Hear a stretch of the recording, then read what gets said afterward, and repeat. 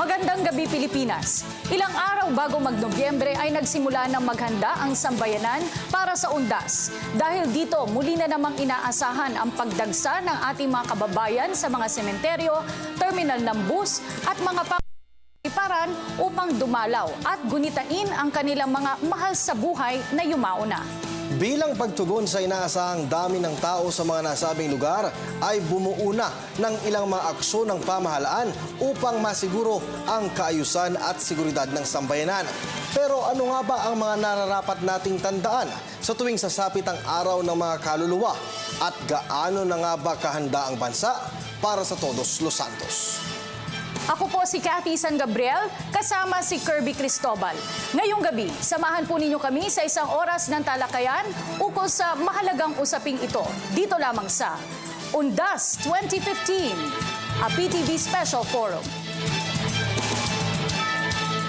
Ilang araw na lamang bago ang pagbunit ng Pilipino sa Todos Los Santos at Undas ay nakaalerto na ang iba't ibang ahensya ng pamahalaan sa pagdagsa ng mga tao sa mga sementeryo.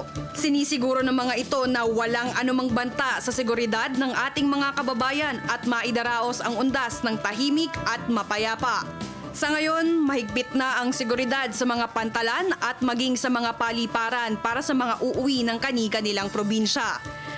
Nagsasagawa na rin ng inspeksyon sa mga terminal ng bus ang Land Transportation Franchising and Regulatory Board o LTFRB. Simula October 29 hanggang November 3, naka-full alert na ang Philippine National Police. Pero ang pinakamahalaga sa mga ito, ang pakikiisa ng mga Pilipino sa mga alituntuning ipinatutupad upang matiwasay ang pag-alaala sa mga mahal sa buhay na pumanaw na. Ano nga ba ang mga dapat nating tandaan tuwing sasapit ang undas? At sa panahon ngayon, gaano nga ba kahalaga ang tradisyong ito? Muli, sama-sama nating himayin at talakayin ang mahalagang isyong ito dito lamang sa Undas 2015, a PTV Special Forum. Muli, isang magandang gabi sa lahat po ng ating manonood. Kahandaan sa Undas. Cathy, ang pag-uusapan natin ngayong gabi. Kasama na riyan, syempre, yung pagtiyak ng pamahalaan sa kaayusan at seguridad ng ating mga kababayan na pupunta sa mga sementeryo. At dahil nga sa marami sa ating mga kababayan na uuwi sa kanilang mga probinsya, Kirby, ay alamin natin kung ano-ano nga problema o suliraning kinakaharap natin tuwing paparating ang undas. Kasama na dyan, syempre, yung taon-taon na lang problema sa pagkuha at sa mga delay ng flights, pagkuha ng mga biyahe sa mga bus, at marami pang iba. Tama, at maganda ipakilala natin ang ating mga bisita para maumpisa ng ating talakayan. Unahin ko na, ito sa aking kaliwa, si Yusek Cora Jimenez. Siya po ang General Manager ng MMDA. Magandang gabi, ma'am. Magandang gabi, Kirby at Cathy. Kasama rin po natin ang tagapagsalita ng NCRPO, Major Kimberly Molitas. Magandang gabi, Cathy at Kirby, at sa lahat ng mga taga-subaybay, magandang gabi po. At makakasama rin natin isang spirit quester, si Ginoong Nick Nangit. Good evening, sir. Magandang gabi sa inyo, Kirby, at sa Cathy, at sa lahat na nanonood ng Undas. Okay, Kirby, isang mahalagang holiday para sa ating mga Pilipino. Tama. Itong undas kung saan marami nga ang umuwi sa mga probinsya. Pero kasi pag tiningnan natin, yung November 1 is All Saints Day. Tama. November 2 yung All Souls Day. So, tanungin natin kay Sir Nick, bakit ba sa November 1 natin ginugunita yung araw ng mga patay? Magandang tanong yan, Cathy. Actually, yan ay isa lamang nakagawian ng mga Katoliko o nung sinauna mga Kristiyano. Subalit ang talagang pinagsimulan nito ay hindi Catholic. Okay. Ito ay All Hallows Eve na pinapractice na ng mga Druids noon pa. Kaya kasi ito yung time na ang pintuan o ang linya na naghihiwalay sa mga buhay at patay ay manipis na manipis. Binibigyan taon ang mga namatay para bumisita sa mga buhay. Yun. Pero sir, possible, naging kagawian na nga po ng ating mga kababayan. yes. No, pagka Tama. November 1, ito po yung araw na pumupunta sila. Pero Yes. ipinaliwanag po ng iba pong mga spirit quester din na itong November 1 ay All Saints Day o araw po ng mga Yes. santo. Oo. Sa mga ganitong araw, sir, dapat ba nagdarasal din tayo? Oh, Or... actually, ang pagdarasal naman sa mga yumao natin, dapat araw-araw yan o hindi lang tuwing All Saints Day or All Souls Day. Subalit yung ito nga yung All Hallows Eve na October 31 na tinatawag na samhain sa mga practitioners ay binibigyan talaga ng pagkakataon na makipag-ugnay ang mga buhay sa mga yumao nila. At kasabay nga niyan yung pagdalaw natin, paggunita sa maong mahal sa buhay. Tama. Tanungin naman natin si Yusek Cora Jimenez ng MMDA. Sa part naman po ng ating pamahalaan sa MMDA, ano po yung mga paghahandang isinasagawa ninyo? Kami po ay talagang handang-handa na sa MMDA sa pakikipag-ugnayan sa iba-ibang ahensya ng gobyerno. At kami ay mula bukas, October 29, yung aming full force po ito, 2,000 personnel ng MMDA nakatutok po dito sa ating Upland Kaluluwa. At para lang sa kaalaman ng iba, kahit hunang Lunes pa, maano ko na lang doon sa sinasabi ni Sir tungkol doon sa mga kaluluwa. Naglinis na po kami ng 26 na public cemeteries. Mga kababayan, pagpunta dyan sa ating mga sementeryo ay malinis na. So, yung aming pong mga gagawin ay yung 2,000 personnel ay nakakalat po ito sa mga sementeryo, sa mga lansangan na kailangan pong bantayan namin. Kat dahil nga bubuhos yung ating mga kababayan sa mga sementeryo, ang kapulisan naman ang nangangalaga sa security. Major Mulitas, ma'am, kamusta po ang paghahanda ng PNP para po sa Undas? Handang-handa na tayo na pag naumpisa naman na natin ito couple of weeks before pa talaga na umpisa na natin yung preparation natin dahil hindi lang siya kasi yung pinaghahandaan natin kadugtong niya yung ating APEC summit din. Magmula bukas 6 a.m. ay full alert na po yung ating kapulisan. So we have 18,000 strong police officers and around the metro at lahat po yan ay magjo-duty para masigurado natin na maitawid natin ng maayos yung ating undas. GM Jimenez, ano-ano po yung mga tinututukan nating mga sementeryo dito sa Metro Manila? Kasama na po dyan syempre yung pinakamalaki, yung Manila Yung North. pinakamalaki po itong Manila North, Manila South, Loyola, Marikina at yung ating Manila Memorial Park which is yun dito po sa Parañaque. Ang mahalaga po dito kasi at sa dami ng taong pumupunta dyan sa Manila North, Manila South, more than 1 million residents natin ng Metro Manila ang pumupunta. Kaya ang binabantayan sa dahilang minsan nagsisikip ang daan sa pagpasok pa lang. Aside from that, yung mga terminals din, the big terminals in Metro Manila, na kami po ay tutulong din pati sa pagkarga nga ng bagahe ng ating mga kababayan, tutulong tayo dyan. And then allowing them to be able to queue properly at dahil nga nagsisiksikan sila pagka sasakay na ng bus. So, ang aming pong public assistance desk ay nandun din po doon sa malalaking cemetery na iyon na kung sakali man ay magkaroon ng mga yung sinasabi ng aksidente o kaya sila po ay nahilo, nandiyan naman po yung ambulansya. Kaya most of the hospitals din, nakipag-ugnayan din kami na kung kami ay may dadalahin, kung pwede atendahan. Major Mulitas, gusto ko lamang pong tanungin, yung ating pong mga kabayan sa tuwing pupunta ng mga sementeryo, nagdadala po ng mga gamit. Ano ho ba yung mga ipinagbabawal na mga gamit na hindi pwedeng ipasok sa loob ng sementeryo? At ano pa po yung, meron po bang monitoring ang PNP para po ma-check natin kung talagang hindi nga na ipasok yung mga gamit na ito? Well, una po dyan talaga yung ating mga sharp objects, bawal na po talaga yan. Kaya inaalaw natin na magkaroon ng panahon para maglinis yung ating mga kababayan. Para po pagdating po talaga ng undas ay ibabawal na po natin yan. Hindi lang yan, yung mga sharp objects, yung mga alcohol, yan. Bawal po ang pag-inom pagdating po ng undas natin. Mga baraha at mga karaoke kasi marami sa ating mga kababayan gusto magpatugtog lakas pag-undas po at gusto po natin na pagbigyang daan yung gusto ng nakakarami sa ating mga kababayan na mag-celebrate ng tahimik at makapagbisita ng maayos dun sa kanilang mga mahal sa buhay. Malaking bagay para sa ating mga Pilipino itong paggunita ng undas. Sir Nick, bakit po marami tayong mga tradisyon pagdating sa undas? Yeah, marami tayong tradisyon kasi nga isa yung mga Kristiyano kasi para makuha nila yung kalooban ng mga hindi Kristiyano, inadapt na lang nila kung ano yung mga practices na ginagawa ng mga nauna sa kanila para lang dumami yung mga Kristiyano. Yun naman ang talagang dahilan. Itong samhain na ito ay isang practice o tradisyon na noon pa to, hindi pa si Kristo pinapanganak. Ngayon gusto ko lang malaman ng marami na maaaring magulat kayo, walang mga kaluluwa sa sementeryo.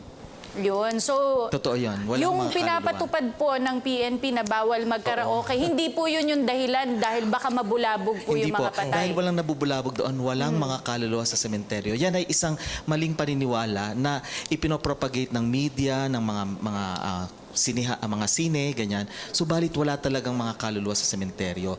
Kung gusto niyo makakita, okay, punta na lang kayo sa hospital o kaya sa simbahan. Nandyan sila. Pero sa sementeryo, wala. Puro mga buto lang yan. Pero okay lang naman na para magunita sila. Pero kahit na hindi kayo pumunta sa sementeryo, okay lang yon kahit sa mga bahay ninyo. Dahil they are everywhere. Kahit saan nandyan sila. Pero ito pong nakagawian natin na pagdadala ng mga bulaklak, itong pagtitirik ng kandila, ito po ba ay nakakatulong para Oo, sa kanila? nakakatulong yan. Pero hindi naman kinakailangan magdala tayo ng mga kandila or bulaklak sa sementeryo kasi nga wala naman sila doon. Maski sa mga altar lang natin sa mga bahay natin, sapat na yon. At hindi kinakailangan November 1 or November 2. Pwede ring ibang araw na mag-alay ka sa kanila. Kasi ang prayer natin ang magpapagaang sa kanila eh. Kasi pag tayo ay namatay, okay lang kung ikwento ko yun, pag tayo kasi ay namatay, ang itsura natin, kung ano yung state natin nung tayo namatay, ganun din. Okay? Wala na tayong pagkakataon para baguhin ang buhay kasi patay na eh. So huhusgahan na tayo kung ano yung nagawa natin nung buhay tayo. Ngayon, paano tayo makakatulong sa kanila sa pamamagitan ng dasal? Pag pinagdadasal sila, gumaganda yung mga itsura nila. At yung sinasabing pupunta sa liwanag o yung sinasabi ng mga Katoliko na heaven, dun sila nagkakaroon ng pagkakataon. Pero kung titingnan mo sila, kung ano yung itsura nila noon. Oo. Nung mamatay po nung sila. namatay sila. Liliwanag lang sila sa pamamagitan ng dasal. Yun lang yung magpapagaang sa kanila. At nasa Biblia din yan eh. Di ba nakalagay nga doon na let the dead take care of the dead. Tapos yung mga buhay, asikasuhin ng mga buhay. Kasi wala nang pagkakataon ng mga namatay para tulungan pa ang sarili nila. Okay. At gusto ko lang ibalik kay GM Jimenez. Matters of the living naman ulit. Okay. Ma'am, nabanggit nyo na medyo halos 2,000 pong tauhan ng MMDA yung ipapakalat po natin sa iba't ibang malalaking sementeryo, mga public cemetery po. Ma'am, nagpatupad din po tayo na yung lagi pong inaasahan natin na pagkatapos po ng pagdalaw po ng ating mga kababayan, sandamakbak na mga basura yung nakikita po natin sa mga sementeryo. Meron po ba kayong mga ginawang iba pa pong mga order para po maiwasan yung ganito? Yung tanong na yan po, talagang isa rin na panawagan nga natin na dapat gawin tungkol sa basura. Kasi nga, the past so many years, no, how many dump trucks of garbage yung ating nakukuha. Nandun po sila, November 2, nakaabang na sila para hakutin lahat yung mga basura na yan. Lalo na doon sa malalaking sementeryo, yung Manila North nga. But just the same, parang natututo na rin ang ating mga kababayan. Konti na lang yung dinadala nilang pagkain.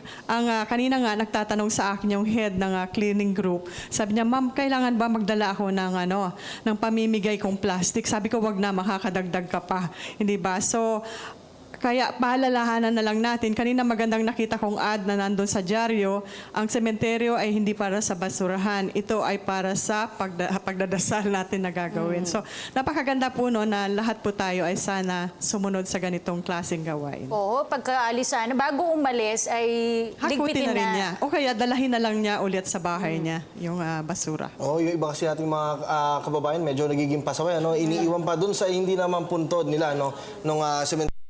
Kat, marami pa tayong mga pag-uusapan, So, dyan lamang po kayo at magpapatuloy pa po ang inyong PTV Special. Nagpapatuloy Tuloy po ang Undas 2015 PTV Special Forum. Cathy, gusto ko lang ibalik kay Sir Nick. Ano? Sir Nick, usong-uso sa tuwing undas yung mga kwento po ng mga kababalaghan. Hindi ko alam kung tuwing panahon lang na ito talagang uso yun or talagang nakasanayan na po ng mga Pilipino. Nakasanayan na lang natin. Subalit may mga ibang stations din na kahit na anong buwan, minsan nagpapalabas na rin sila ng mga tungkol sa kababalaghan eh. Oh. Sir, gaano ba katotoo yung mga kaluluwa na nakikita po sa iba't ibang parte ng bahay or minsan sa Oo. labas? Alam niya marami kasi talaga namang kaluluwa, hindi naman sila nagdadagsaan lang sa sementeryo. Kaya ko pala nasabi na bakit wala sa sementeryo.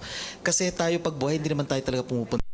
Diba? Pumupunta lang tayo, dumadalaw lang tayo kapag November 1 or November 2. Pero saan tayo pumupunta pagka meron tayong mga nararamdamang sakit na physical, di ba, sa ospital?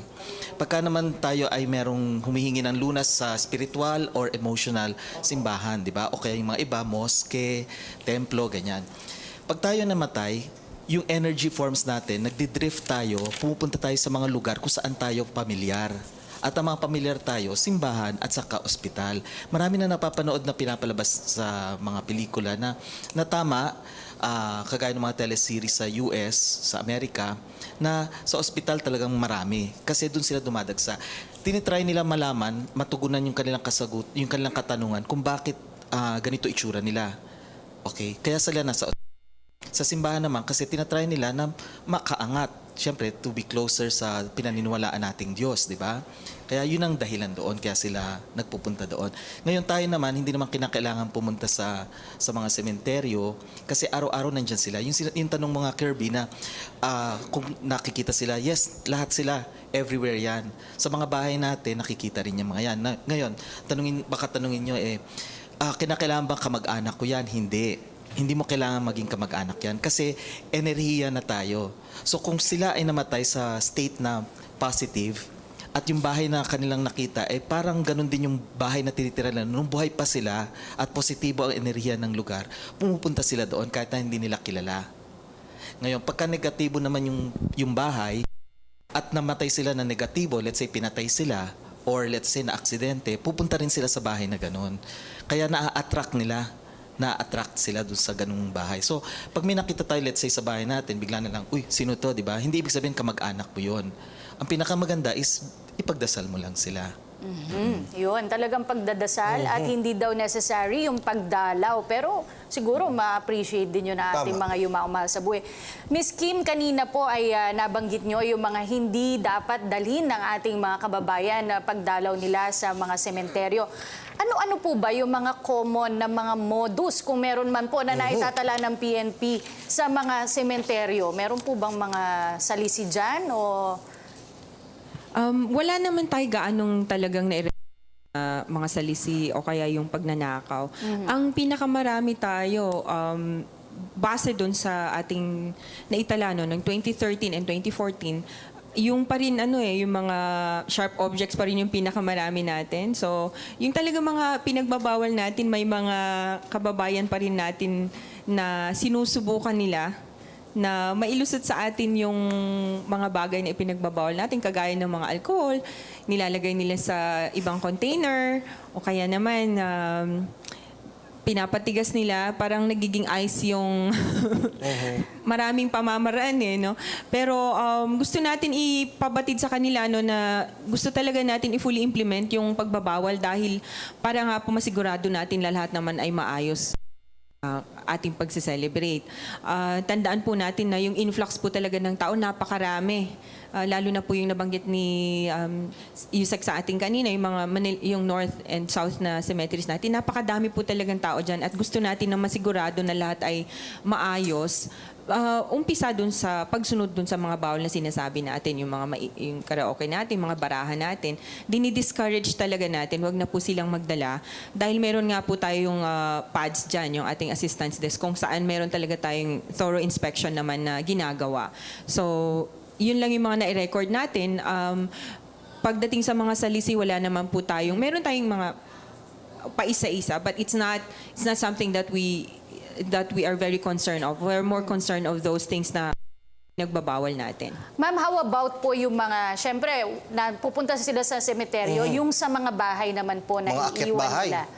Oh, tama yun. Tama yung sabi ni Sir na may mga naliligaw na kaluluwa pagkaundas. So gusto rin nating ipaalala sa ating mga kababayan yung pag umaalis tayo sa mga bahay natin, i-secure po natin yung ating mga kagamitan. Huwag po tayong magbigay ng tsansa na magkaroon ng motivation, yung mga napapadpad na mga naliligaw na kaluluwa dun sa mga bahay natin. Yung mga gamit natin na importante, wag po nating iwanan sa labas ng mga bahay natin. At kung meron po tayong mga kasambahay din na iniiwan, ay ipagbigay, alam natin sa ibilin natin sa kanila kung meron ba tayong ina-expect na bisita, kung wala. Para alam po nila kung meron taong dapat ba nilang entertain or wala, at least meron na silang awareness na dapat mas maging maingat sila kung mayroon po silang mga tao na dapat antayin or wala habang wala tayo. Pero dahil ang undas po ay nagiging paraan na rin ng pagbabakasyon ng mga kababayan natin at talagang minsan ay naiiwan yung mga tahanan natin, gamitin po natin yung ating teknolohiya rin. Marami na rin po kasing gumagamit ng CCTV. So ilagay po natin on recording mode, ganyan. Kung pwede po tayo mag-light dyan nung standby light na naka-open siya, ganyan. At pag-ingatan rin po natin yung ating mga gamit para iwas sunog. Mag-unplug po tayo ng mga gamit natin at siguraduhin po natin na yung mga unnecessary na electrical ay po natin para po secure yung ating mga bahay natin mula sa sunog at mula rin sa mga magnanakaw. Opo. Ma'am, isa pang follow-up question. Nabanggit po ni Cathy kanina yung mga tungkol nga po dun sa mga sa salisi, at saka yung mga akyat bahay. Meron din po ba tayong ipoprovide ng mga police, na mga roving po dun sa mga barangay? Kasi nga po, karamihan po ng ating mga kababayan ay wala po sa kanilang mga tahanan. Yes, tuloy-tuloy naman yan. Meron tayong in-implement na programa. Although hindi naman nabago yun yung ating patrolya, Patrolya 101 na gusto talagang palakasin ng ating Chief PNP at ng ating Regional Director, si Police Chief Superintendent. Police Director na po pala. Police Director, pagdilaw mula tong araw na to, 2-star na po siya, na ipatupad yung ating pagpapatrolya. Kung kaya't naibaba na po natin yung ating mga kapulisan sa baba, nag-downloading po tayo. So, majority po ng mga pulis natin talaga ay nasa ating mga kalsada para bantayan yung ating mga barangay at mga lugar dito sa buong Kamaynilaan. At kasama dyan na yung mas pagtutok natin sa mga area kung saan nadidetermine natin na mas kailangan yung puwersa natin. At sabi ko nga po kanina, wala po kaming bakasyon. Although mga kababayan po natin ay magbabakasyon this weekend, kami po, kasama po yung MMD at yung ating pong mga local government units na yearly naman pa itumutulong sa atin ay nandyan para po tulungan yung ating mga kababayan. Yusek Jimenez, matatandaan po natin na ilang taon nang nakararaan ay meron pong nagkabarilan dahil po sa parking. Tutulong po bang MMDA para ayusin po yung mga parking para po hindi na maulit yung ganito mga klaseng insidente? Po sa mga LGUs, ang amin pong usapan, sila ho yung tutulong sa amin. At pati rerouting, sila din po ang magtatalaga. At dahil sila naman ang nakakaalam ng mga kung saan-saan yung sementeryo na yan, kami nasa major roads, mostly. And gusto ko lang ho ipagbigay alam na napag-desisyon namin, dahil sa traffic nga, there should be no congestion on the 4 days that we will be very much be present. Ang atin pong number coding ay lifted sa Friday. Okay, that's October 30. Yes. Lifted po ang number coding. At sa Monday naman po ay i-resume natin ang number coding, pero ang provincial buses naman ang pagbibigyan natin. So dahil babalik na naman na kababayan natin. So, iulitin ko lang, Friday, napagdesisyonan ng MMDA, lifted ang number coding. At sa Monday, resume ang ating number coding except for the provincial buses who are coming over to Metro Manila. Ma'am, kailan po natin inaasahan yung pagsisikip ng daloy ng trapiko sa mga pangunahing lansangan? Nakikita na nga ho namin, kaya bukas yan dahil sabi nga natin, we are already on alert, kaya kami po ay nasa lansangan na nga starting tomorrow na nasabi niya 5 a.m. Siguro sabay lang kami ng PNP dito. Ang HPG, alam niyo naman, nasa kalye na rin ng EDSA. Ang ano lang ho natin sana sa ating mga kababayan, pagka sila po ay pupunta na nga sa mga terminal, alam natin na medyo masikip na talaga Huwag na lang magdala ng malalaking bagahe na akala mo hindi na babalik sa Metro Manila. Ito ho nagiging problema kasi kung minsan they couldn't find a seat right away dahil hindi sila nakapag-reserve. Bawal kasi kung minsan ang magpa-reserve sa mga transport companies. Kaya tapos ang dami natin nakikita ang mga bata na who suffer because of the congestion. Ayan, nakikita na Ayan, natin. sa video po, parang 6 na buwan magbabakasyon. Kaya po. So, pinagbibigay alam din po namin na hindi lamang sa mga sementeryo at malalaking lansangan, pati ho doon sa bilihan ng bulaklak, doon sa may Dangwa, doon sa Balintawak, na masikip talaga kung minsan dahil sa pagdadala rin ng mga goods ng atin pong mga kababayan. Apo, ma'am, one more thing po. Yung parang kalsada, meron na po bang ilalabas na listahan po ng rerouting scheme ng MMDA katuwang po ang mga LGUs? Yes, meron po. At saka pangalawa, yung ating mga mabuhay lanes. Of course, we'd like to reintroduce the mabuhay lanes. And starting November 2, we will do a major operation of all the mabuhay lanes that we have designated. Aalisin po natin dyan ang lahat ng nakahambalang na what we call obstruction on the road. Aalisin po, paano po? Ito po ba? Yun po ang ibig Yes, sabihin. baka illegal parking ang atin pong mga basketball court dyan na inilalagay ng ating mga kapitan, pinapayagan, aalisin na rin po yan. Para lumuwag lalo ang atin pong daluyan ng sasakyan. Gusto ko lang tanongin ulit si Sir Nick. Sir Nick, saan po ba na konsepto at saka yung culture po ng pag-celebrate natin ng Undas? Ito ay sa mga Druids. Sa Europa to, may mga grupo na mga actually naniniwala sila sa mga halaman, mga hayop. Yan. Although later on tinawag sila mga Celtic practitioners o kaya mga witches, ganyan. Subalit ito ay isang tradisyon na ng mga Druids sa Europa. Pag po yung ino-observe po nating mga Pilipino, yung Yes, po. tradisyon na pagdalaw, ano po ba yung talagang dapat gawin ng ating mga kababayan? Aside from sa nabanggit nyo na po na pagdarasal. Actually, yun lang naman talaga yun pagdarasal lang naman talaga Kasi yung practices naman ng mga Katoliko at saka ibang Kristiyano na nag-aalay ng bulaklak, naman yon. Subalit, yan ay kanya-kanya na lang paniniwala kung paano ka makakapagpakita ng iyong pagmamahal sa yumao mo sa buhay. Besides, ito na rin ang pagkakataon siguro ng mga ibang kababayan natin na magsama-sama kasi dahil sa trabaho, di ba, busy lahat. So ito lang yung pagkakataon na parang reunion na rin ang nangyayari. Pero tama nga yung sabi ni Yusek Jimenez na dapat alagaan din naman yung lugar, hindi yung gagawin parang basurahan pagkatapos. Yung pong pag-aalay, meron po kasi nga ilan sa ating mga kababayan na nakagawian nila. Yung pag-aalay din ng pagkain. Oo, tama yan. Ginagawa rin yan ng mga Chinese nating mga kaibigan. Oo. Although yung Chinese naman tinasabing Ghost Month, nangyari na ito nung Agosto. Oo. Okay lang naman pagkain na symbolical kasi yun Pagka nag-alay sila ng pagkain, ilalagay lang naman nila dyan, ang kakain lang naman dyan, yung mga daga at saka ipis at mga langgam, di ba? Okay lang naman yan. It's the thought kasi, na-appreciate na mga kaluluwa na kahit na hindi naman nila talaga physically nakakain yan ay nagpapagaang sa kanilang kalooban. Pero ang pinaka-importante talaga kung talagang gusto ninyo na yung inyong mga yumao ay pumunta sa langit or nirvana or kung ano man ang pinaniniwalaan ninyo, move to the light, yung liwanag, pagdadarasal lang talaga. Ibig po ba sabihin, lahat po tayo, pag tayo ay namatay, hindi po agad pumupunta sa dapat Magandang tanong yan, puntahan? Kathy. Oo. Kasi tayo, pag buhay tayo, mayroon tayong tinatawag na volition, free will. Okay, pwede tayong gumawa ng mabuti, pwede tayong gumawa ng kasamaan. Pag tayo namatay, nandoon pa naman yun Hindi naman mawawala yun. Nandoon pa rin yun. Kaya, ibig sabihin nito, yung ating yun ang kasagutan sa tanong mo. Nandoon pa rin, hindi nawawala yun. So nasa sa may, hindi mo masasabing may katawan, pero nasa may kaluluwa na yon kung Oo. gusto na niyang... Yes, nasa sa kanya na yun kung gusto na niyang pumunta sa liwanag. Yung iba, maraming dahilan May iba hindi matanggap na patay sila. May iba hindi alam na patay na sila. May iba alam nilang patay na sila pero subalit naghahanap sila ng kamag-anak nila kasi may naiwang hindi pa natatapos na yung tinatawag na unfinished business. Meron pa silang gustong ihabilin, ganyan. O yung iba naman naghahanap bihira yung naghahanap ng katarungan.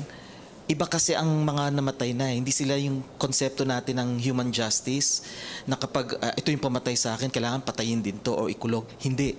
Hindi ganon. Taliwas sa kaalaman ng iba, no? namatay, pagpapatawad ang gusto nila para sila makaangat.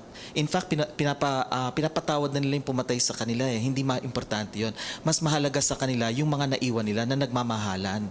Kasi karamihan sa mga naiwan, nag-aaway-away. Yun ang nagpapabigat sa kanila kaya hindi sila makapunta sa liwanag. Pero may free will sila. Kung gusto nilang pumunta sa liwanag, yun ang binibigyan namin ng daan. Kami kasi mga spirit questers, pag nagki-quest kami, tinuturo namin sa kanila kung saan yung liwanag at sinasabi namin sa kanila, pumunta na kayo doon. Yung iba tanggap na nila. Pag pumunta na sila, okay na sila. Yun pala yun. Okay, Kat, balikan ko lang si GM Jimenez. Ano? Ma'am, may lumalabas po sa mga balita tungkol po dun sa pagdadivert po ng mga provincial buses sa C5. Imbes na ang daan po ay Magallanes, EDSA. Gaano po katotoo ito, ma'am? Sir, kasi nung nag-umpisa ang HPG dito sa EDSA, may mga buses na going to the south. The south lang naman po ito, na talagang dinadivert through Pituaso noon, tapos papuntang C5. So, ginagawa ito at nakita naman naming effective ito. So, implemented pa rin po yun, ma'am? Implemented pa rin. Okay. Opo. Alright, at kay Miss Kim naman po, yung pong ating mga kababayan na aside from yung nabanggit na ni Yusek na wag na magdala na napakarami, yung mga sasakay naman po ng mga provincial or city buses, kung dito lang sa Maynila, syempre siksikan po yan, ano po yung mga dapat nilang tandaan? Magdala sila ng tubig. At saka po pagkain. At tama po yung sabi nyo, sana wag na po magdala ng parang pang 6 months na gamit. Dahil tumama po yung ating undas talaga ng weekend eh. So parang weekend na pag-uwi lang natin ito sa ating mga probinsya. Pero mas ipapaalala natin na kung ano po yung bawal, lang na po tayo magdala. Parang kung ano po rin naman yung bawal actually sa sementeryo. Yan, bawal din naman po talaga yan sa mga buses natin, sa mga terminal natin. Meron po tayong mga nakatalagang assistance desk dyan. Alamin po natin yung ating schedule. Kung bibiyahe po tayo along the road, siguraduhin po natin na maayos yung ating mga sasakyan na dadalhin. And gusto ko rin pong sabihin na nagkaroon po kami ng partnership with Petron. So meron po tayong permanent working space po with Petron stations. So meron po talaga tayong mga police dyan assist. And kasama rin po natin yung ating mga full force po kami with MMDA and also our government, local government units, yung ating traffic management. Dahil yan po talaga yung ating inaantabayanan at ina-anticipate na medyo magiging concern natin with the influx po ng ating mga kababayan na magbabakasyon. So gusto natin na ipaalala na kung ano po talaga ang bawal, wag na po tayong magdala. And of course, kung ano po yung dapat na necessity na dalhin natin, water especially and extra food. Dahil ang mas nagiging concern po natin dito talaga yung health eh. Hindi po talaga yung pagnanakaw o may mga bawal na dinadala, kundi yung kulang na hindi nila nadadala. And this goes especially with those yung parents na may mga dalang mga maliliit na bata and also dun sa mga kababayan natin man yung kanilang mga elderly or kanilang mga magulang. Tandaan po natin yung importance po ng mga kailangan nating dalhin for the travel, lalo na po kung mahaba dahil we will anticipate also a bit of a traffic. So mas mahaba po yung kanilang mga biyahe. Ma'am, yung pong mahuhulihan ng mga pinagbabawal, lalo na po yung mga bladed weapons at yung mga barel, sila po ba ay huhulihin? May kaparusahan po ba ito? Una naman po kasi, yan po kasi ay local ano natin yan city ordinance yung ating pinapatupad dyan. Kung ano po yung nakalagay at nakasaad dun sa ating mga city ordinance, yan ay dadalhin natin. Yan ang igagamitin natin dito sa mga kababayan natin na medyo na pasaway. Kung naman po ay it's beyond this city ordinance, ang kaukulang batas naman po na sinusunod with illegal possession of firearms or bladed weapons, yun po yung ating ipapatupad syempre. Okay, Kat, medyo kailangan mas maigting nga yung preparation ng ating mga kabayan at syempre dapat yung pinapaalala ng kapulisan dapat sundin din. Ano? Oo. So dyan lamang po kayo dahil magpapatuloy pa po ang usapang undas dito pa rin po sa inyong PTV Special Forum.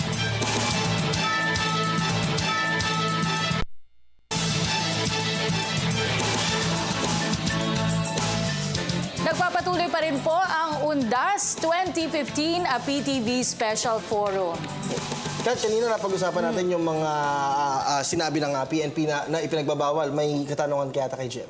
Yes, kay GM Jimenez, yung pong mga driver naman po, syempre mahalaga po yung kaligtasan ng mga pasahero. Magpapatupad po ba ng random testing ang MMDA? Dahil meron naman kaming kagamitan, yung breath analyzer na tinatawag, para malaman natin ang ating mga drivers will safely drive for our kababayans. Kaya may breath analyzer kaming dadalhin dyan sa mga terminal at ipapatest natin sila. And alam niyo naman, sa pang-araw-araw din na nakikita marami hong ganitong driver, kaya ang daming sakuna sa daan. So wag natin sanang mangyari ito, lalo na nitong sa Undas. At dahil based on statistics, 800,000 people go out of Metro Manila Is just this- for Undas. Ma'am, is this just for mga public utility vehicle drivers o pati yung mga pribado ay itetest din natin? Hindi naman. Ito lang sa mga public terminals, sa yung mga bus drivers natin. Oh, ma'am, isa pang mahalaga, ma'am, yung reliebo system, papayagan po ba ng MMDA or ng iba pong agency natin yung ganong pangyayari? Kasi kung matatandaan nyo po, medyo nagkaroon na po ng problema on the past news po nung mga nakaraang taon, yung pagreliebo po ng mga bus drivers. Ito po ay pinapaubayan natin to sa LTFRB kasi sila na magbantay, lalo na dun sa mga transport companies. At ang balita nga ay nagbigay pa sila ng extra permit for other buses to drive for our people who will be going out of town. Kaya Chief Inspector Molitas, ma'am, yun naman pong PNP, magpapatupad din po ba kayo ng testing, random drug test or alcohol breath analyzer test sa ating mga drivers? Yung breathalyzers natin, kagaya ng nabanggit na ating USEC, nasa kanila po yun eh. Yun naman drug testing natin, that is in coordination of course with our Drug Enforcement Agency dahil sila naman pa nangunguna dyan. Ang sinasabi lang natin ay talagang i-implement po natin yan, and that will be a random test that will be done sa ating mga public utility vehicles para po siguraduhin natin na maging ligtas po yung ating mga kababayan. And on the part of the National Capital Region, pinag-utos ng ating regional director to extend our arms on investigation. So tutulong po tayo kung magkaroon po ng problema para po malunasan natin kaagad yung hindi po sila makabara sa ating mga daanan, na extend natin yung ating investigators, traffic investigators, para mabilis yung ating pag-aksyon. Kasama natin yung ating MMDA of course, and of course yung ating HPG din. Ma'am, kung sakaling meron pong mahuli na lalabag doon po sa drug testing, ano po ang sanctions nito? Outright po yan na pinapatupad. Magmula naman po nung naging and when we sat down on the table with MMDA and our other law enforcement agencies, yan naman po talaga ay napag-usapan na outright removal from driving. Yung ating driver's license ay i-revoke na. Dahil talaga pong isa yan sa mga nakikita natin na problema na nakakaapekto sa safety ng ating mga kababayan. Gaano karaming vehicles po, ma'am, ang inaasahan natin, USEC, sa pagdating po ng this weekend? Siguro Sabado, Biyernes, marami na. Do we have an estimated number? Madami po yan, hindi lang natin, we don't have the exact figures, pero on a daily basis, ang dumadaan lang sa EDSA is, more than 200,000, So, hindi ho natin matiyak talaga, pero palagay ko, even the private cars will be moving out of Metro Manila para pumunta sa mga kanya-kanyang. Kaya naisip namin yung i-lift yung number coding for Friday at least, so that mobility will be easier and more convenient for our especially for the private sector. Tapos pangalawa nga, sa nakikita nga namin, itong pag-ikot-ikot ng mga sasakyan, ng tao, kaya pinagmamabuti namin ng aming partner sa mga ahensya na safety, security should be very much in place. At pangalawa po, ang ating mga kababayan kailangan convenient sa 4 na araw ito na tayo ay magsa-celebrate ng Undas. Kaya gusto ko lang balikan si Sir Nick. Sir Nick, aside po dun sa mga nabanggit natin yung mga mahalagang bagay pagdarasal po dun sa ating mga mahal sa buhay. Sir, meron ba bang mga ibang bagay na pwede pong makatulong para po mas makapiling po natin sila inside po na hindi po natin sila iniiwan? Okay. So, maganda rin yung tanong mo yung Kirby. Ang para makatulong sa kanila bukod sa pagdarasal, yung bang una gunitain yung positibo na mga bagay-bagay tungkol sa kanya para gumaang nga yung kanyang pakiramdam. At kung meron kang mga hinanakit, let go mo na. Yung mga masasamang mga alaala, kailangan kalimutan na yan. Pagpapatawad, importante yon. Kung gusto mo talaga makatulong dun sa yumao mo, aside from pagdarasal, pagpapatawad. Yung spiritual aspect, no, na pag-uusapan natin. Pero kasi, throughout the years, napansin ko, nauso na rin sa Pilipino, yung Yes. mga pagko-costume. Hindi lamang ng mga bata, pero ng mga Trick or treat. kahit matatanda, no, yung mga Halloween party. Do we encourage this? Kasi marami ako nakikita sa internet lately na dahil Katoliko daw tayo, hindi daw tayo dapat nagdadamit ng mga multo. Ano pong opinion niyo Oo. dito? Hindi kasi yan ay yung trick or treat na sinasabi ay isang kaugalian ng mga Amerikano, di ba? Syempre commercialismo naman talaga yan para makabenta ng mga produkto nila. I'm sorry, pero prangka ako. No? Talagang commercialismo para lang makabenta. Pwede namang gawin yan bilang katuwaan, wala namang masama doon. Ano? Ngayon yun namang pangangaluluwa na Pilipinong kaugalian, ay maganda rin naman yan. Kasi nga ginugunita natin yung mga namatay. Wala ring masama doon.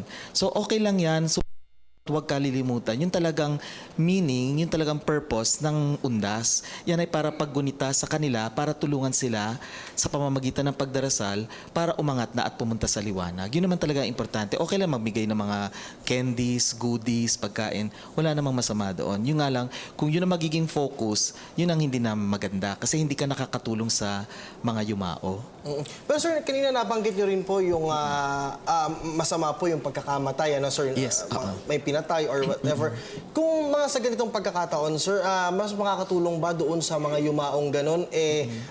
Mas maganda yung pag-alala po sa kanila doon sa mga magagandang bagay na nagawa po nila sa lupa. Tama yun, tama. Dapat mas maganda yung magiging alaala mo sa kanila. Kasi yung mga namatay na brutal, for example, o yung mga victims ng violence, dapat, yung mga maalaala na mga alaalang magaganda ang gugunitain mo at sabihin mo na lang sa kanila, continuous na pagdarasal, kung ano man ang paniniwala mo, kung simbahan man yan o kung ano man ang relihiyon mo, ituloy mo lang yon. Yun ay nakakatulong na sapat na sa kanila dahil wala pa ako na-enkwentro sa aming mga quest na ang isang namatay na brutal humihingi ng yung justice na kailangan patayin din yung pumatay sa kanya. Hindi.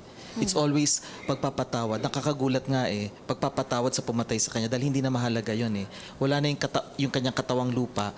Ang importante yung spiritual na.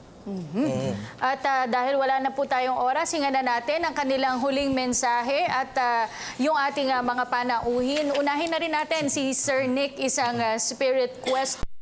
Mensahe nyo sa mga living naman. Oo, tama. Kasi mas matakot tayo sa taong buhay kaysa sa taong patay. Oo, yun ang masasabi ko. At saka, pagdarasal lang talaga ang pinaka-importante ngayong panahon to. Ngayon, yung mga hindi naman naniniwala sa dasal, meron din naman silang mga practices na ginagawa. Yan ang pag-aalay ng mga pagkain o kung ano sa mga yumao.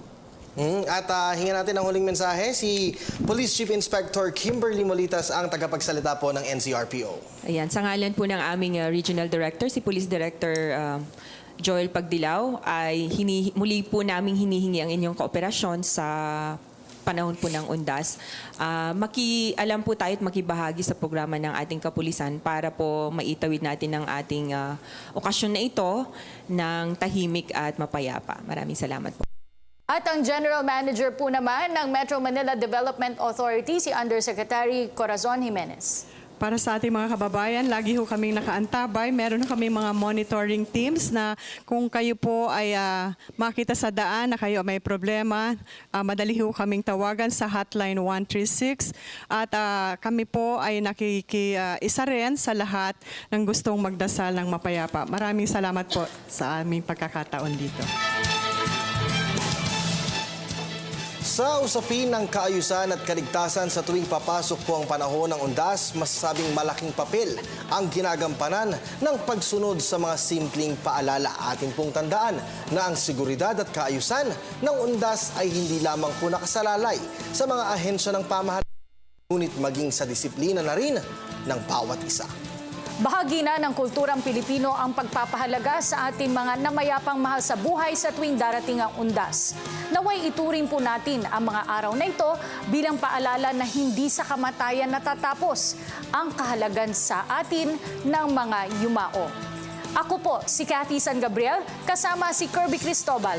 Naway nakatulong ang inyong isang oras na pagtutok at pagsama sa amin na talakayin ang mahalagang usaping ito. Ito ang Undas 2015, a PTV Special Forum.